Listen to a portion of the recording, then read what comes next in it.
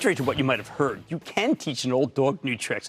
Just look at Starbucks. For years, the coffee kingpin stock was stalled, pretty much doing nothing, stuck in the 50s. Then in 2017, longtime CEO Howard Schultz steps down. Kevin Johnson, a tech guy from Juniper Networks, taking his place. A lot of people were a little confused about why a chain of coffee shops would bring in someone from Silicon Valley as CEO. Now, it took Johnson a little while to turn things around, but it's safe to say nobody's confused anymore. Thanks to better technology and better drinks, Starbucks finally solved its throughput problem. They're able to move the lines along much faster now. They're growing like bad in China and seem to be doing just fine in spite of the trade war. Nitro, the red-hot cold brew, is crushing it here in the U.S. The latest quarter was spectacular. Big top and bottom line beat with 6% same-store sales growth. In response, the stock shot from 90 to 99 in a day. Although since it's pulled back to 96, I think it's a bargain at these levels. Do not take it from me. Let's check in with Kevin Johnson, the president and CEO of Starbucks, who masterminded this incredible turnaround. To get a better sense of where his company's headed, Mr. Johnson, welcome back to Mad Money. Thank you, Kevin. Have a seat. Thank you. All right, tell us. Magnificent turnaround. How'd you do it? Well, a lot of this was focusing on the right things and then executing with discipline. Specifically, we focused on the experience in the stores, beverage innovation, cold brew, nitro cold brew, refreshers, and extending that experience in stores to a digital customer relationship. That was the key. All right. Now, you clearly believed in yourself in the turn because you told me in the 50s that was it. You're going to take some of that $7 billion and you are just going to stand there and buy stock. People didn't believe you, and you bought and bought. Well, you know, we did the Global Coffee Alliance with Nestle a little over a year ago, and as part of that Global Coffee Alliance, they paid us $7.2 billion for the licensing rights to sell Starbucks at CPG and food services.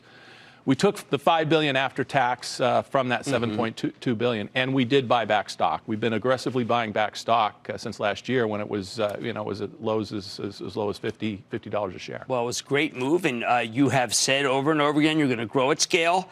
Mobile, order and pay, throughput, delivery. These were all part of your strategy, and I think they're all working. Well, as I said last quarter, we're firing on all cylinders. Right. You know, you look at our business in the U.S., our business in China. You know, we posted a 7% comp globally. You look at the Global Coffee Alliance, the work we're doing with Nestle. We've now expanded into 16 new markets, and so, you know, the company is on a path where we now are accelerating the pace of innovation in ways that we believe are relevant to our customers, inspiring to our partners, and they're certainly meaningful to our business. This has actually, of course, happened in China, too. There are a lot of companies that are confused about their mission in China now. It's a lot part because of Washington. You're not. Those numbers demonstrate an acceleration in China during the trade tensions.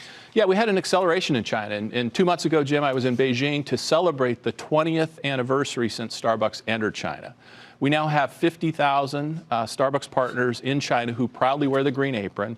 And it was a real privilege for me to be with them and share that experience. So we have built Starbucks in China for China, and they execute on what we call China speed. And they're doing a great job. It's working. Now, I didn't know until my kids did it. The phenomena of nitro. You always told me that you got to get that day part in the afternoon moving. Cold brew from a hot coffee place. Well, Jim, it all started with cold brew, which is a form of coffee. It brews for 24 hours in cold water. And as a result, it's a much more creamy, caramely tasting beverage with a little pop of lemon.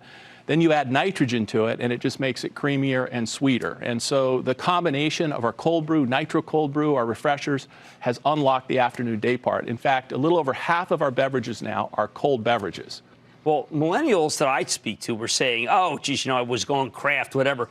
I don't, millennials, what happened that this thing took over? Well, I think clearly we identified, you know, early in the cycle that this was a flavor profile and the shift to cold was going to happen. We amplified our R&D and our innovation around cold beverages. And as a result, we began to see that that was resonating with all customers, and especially millennials. We then started to put nitro in all of our stores. And by the end of the next month and the end of September, we're going to be in all company-operated stores with nitro. But you also have a new drink coming out, when, tomorrow? We have a new drink coming out tomorrow, and I think we've got one of our great Starbucks baristas, Tatiana, who's here, has just made... Tatiana? Tatiana's made a pumpkin cream cold brew. This is new for me, because I'm always one of the first people to do the pumpkin thank you, when it comes to October. This will be, you're moving it up a little. This is it. Now, pumpkin cream cold brew right here. That is so good. All right, so we got, wow. We got to talk about something that you also, and this is, we got credit to Howard.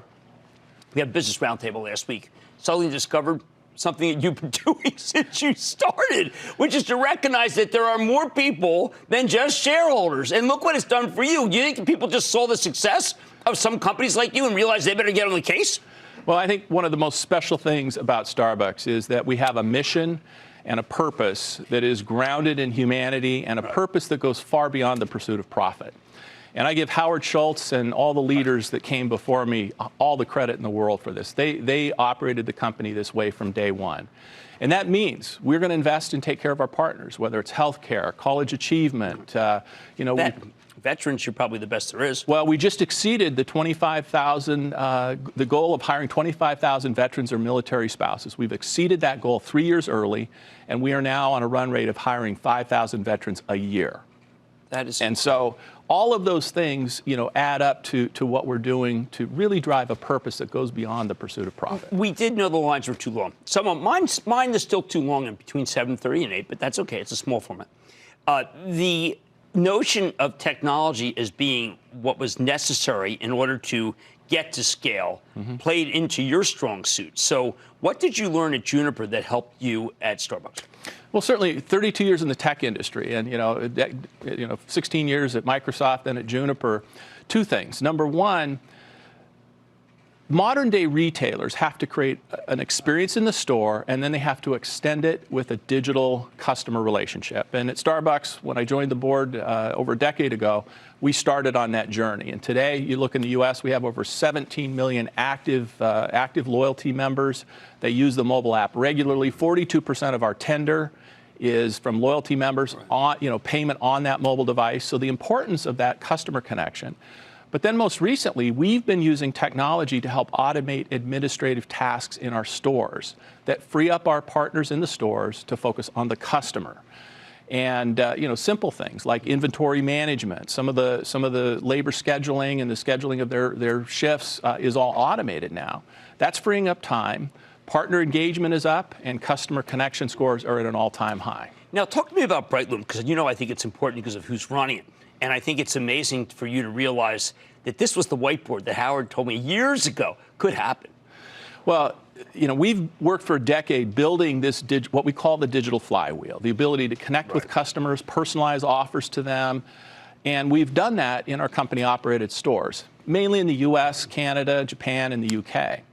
But we have licensed partners around the world that run different technology stacks, different point-of-sale systems, and we want them to have access to the digital flywheel. We actually want all food and beverage merchants in the industry to have access to it. So we licensed our digital flywheel software to Brightloom with Adam Brotman at the helm. And they are creating a company that's going to focus on providing commercial cloud-based services to all food and beverage merchants so that they, too, can enjoy the benefits.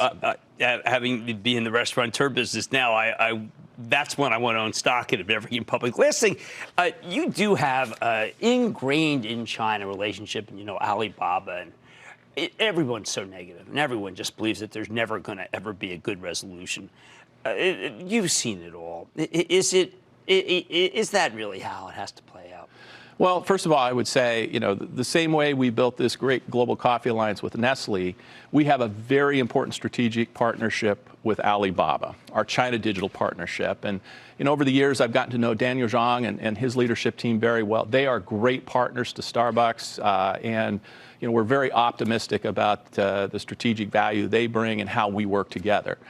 That said, you look at the geopolitical situation, I think everybody recognizes it's better for all nations and all merchants to be able to have, a good global trade environment. And I believe we'll get there. Okay, good. I want that. And then the last thing, people keep talking about that we're going to be in a recession or something. You've got a huge footprint in the United States, and you've got it all over the country. If people are not willing, are you bumping into any resistance on price? Because that would indicate to me that there really is some sort of recession. Or can you, I'm not sure what this costs, but I bet you it's going to be incredibly popular, and that's a good sign that we're not going into recession.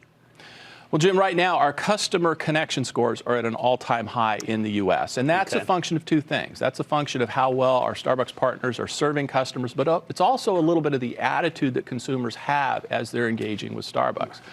That said, we have not seen signs of, in the U.S. of anything related to a slowdown.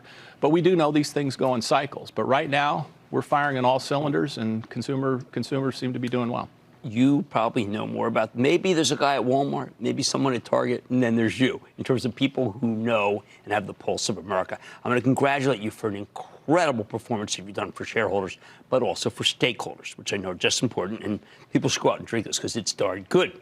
Okay, I want to thank Kevin Johnson, President and CEO of Starbucks. Look at this run.